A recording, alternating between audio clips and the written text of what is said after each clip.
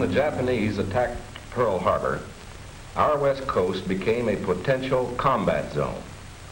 Living in that zone were more than 100,000 persons of Japanese ancestry, 2/3 of them American citizens, 1/3 aliens. We knew that some among them were potentially dangerous. Most were loyal, but no one knew what would happen among this concentrated population if Japanese forces should try to invade our shores. Military authorities therefore determined that all of them, citizens and aliens alike, would have to move. This picture tells how the mass migration was accomplished. Neither the Army nor the War Relocation Authority relished the idea of taking men, women, and children from their homes, their shops, and their farms. So the military and civilian agencies alike determined to do the job as a democracy should, with real consideration for the people involved. First attention was given to the problems of sabotage and espionage. Now, here at San Francisco, for example, convoys were being made up within sight of possible Axis agents. There were more Japanese in Los Angeles than in any other area. At nearby San Pedro, houses and hotels occupied almost exclusively by Japanese were within a stone's throw of a naval air base, shipyards, oil wells. Japanese fishermen had every opportunity to watch the movement of our ships. Japanese farmers were living close to vital aircraft plants. So as a first step, all Japanese were required to move from critical areas such as these. But of course, this limited evacuation was a solution to only part of the problem. The larger problem, the uncertainty of what would happen among these people in case of a Japanese invasion, still remained. That is why the commanding general of the Western Defense Command determined that all Japanese within the coastal area should move inland. Immediately, the Army began mapping evacuation areas and for a time encouraged the Japanese to leave voluntarily. But trouble for the voluntary evacuees soon threatened in their new locations. So the program was quickly put on a planned and protected basis. Thereafter, the American citizen Japanese and Japanese aliens made their plans in accordance with Army orders. Notices were posted. All persons of Japanese descent were required to register. They gathered in their own churches and schools, and the Japanese themselves cheerfully handled the enormous paperwork involved in the migration. Civilian physicians made preliminary medical examinations. Government agencies helped in 100 ways. They helped the evacuees find tenants for their farms. They helped businessmen lease, sell, or store their property. Now, this aid was financed by the government, but quick disposal of property often involved financial sacrifice for the evacuees. Now the actual migration got underway. The Army provided fleets of vans to transport household belongings and buses to move the people to assembly centers. The evacuees cooperated wholeheartedly. The many loyal among them felt that this was a sacrifice they could make in behalf of America's war effort. In small towns as well as large, up and down the coast, the moving continued.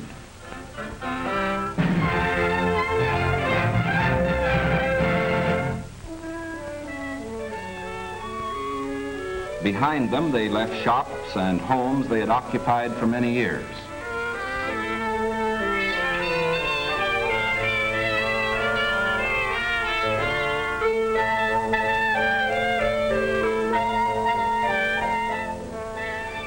Their fishing fleets were impounded and left under guard.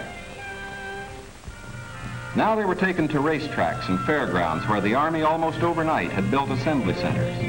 They lived here until new pioneer communities could be completed on federally owned lands in the interior. Santa Anita Racetrack, for example, suddenly became a community of about 17,000 persons. The Army provided housing and plenty of healthful, nourishing food for all.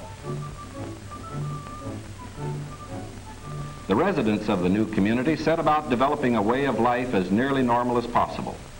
They held church services, Protestant, Catholic, and Buddhist. They issued their own newspaper, organized nursery schools, and some made camouflage nets for the United States Army. Meanwhile, in Arizona, Utah, Colorado, Wyoming, and elsewhere, quarters were being built where they would have an opportunity to work and more space in which to live. When word came that these new homes were ready, the final movement began.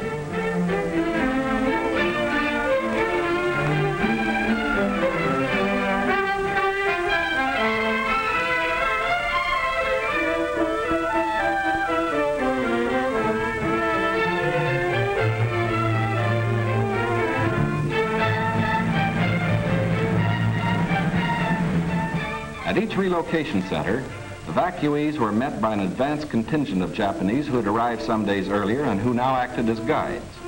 Naturally, the newcomers looked about with some curiosity. They were in a new area, on land that was raw, untamed, but full of opportunity. Here they would build schools, educate their children, reclaim the desert. Their own physicians took precautions to guard against epidemics. They opened advanced Americanization classes for college students, who in turn would instruct other groups. They made a rough beginning at self-government, for while the Army would guard the outer limits of each area, community life and security within were largely up to the Japanese themselves. They immediately saw the need for developing civic leaders. At weekly community meetings, citations were given to the block leaders who had worked most diligently. Special emphasis was put on the health and care of these American children of Japanese descent.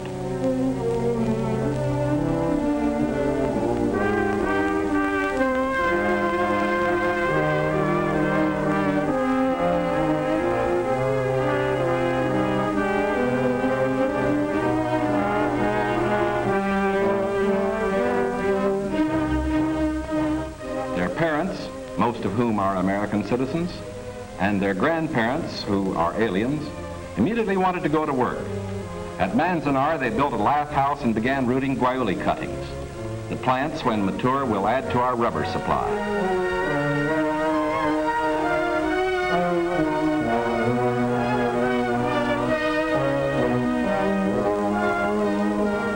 At Parker, they undertook the irrigation of fertile desert lands.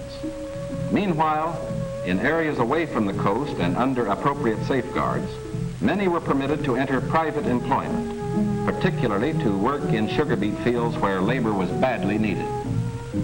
Now, this brief picture is actually the prologue to a story that is yet to be told. The full story will begin to unfold when the raw lands of the desert turn green, when all adult hands are at productive work on public lands or in private employment. It will be fully told only when circumstances permit the loyal American citizens once again to enjoy the freedom we in this country cherish, and when the disloyal, we hope, have left this country for good. In the meantime, we are setting a standard for the rest of the world in the treatment of people who may have loyalties to an enemy nation. We are protecting ourselves without violating the principles of Christian decency. And we won't change this fundamental decency no matter what our enemies do.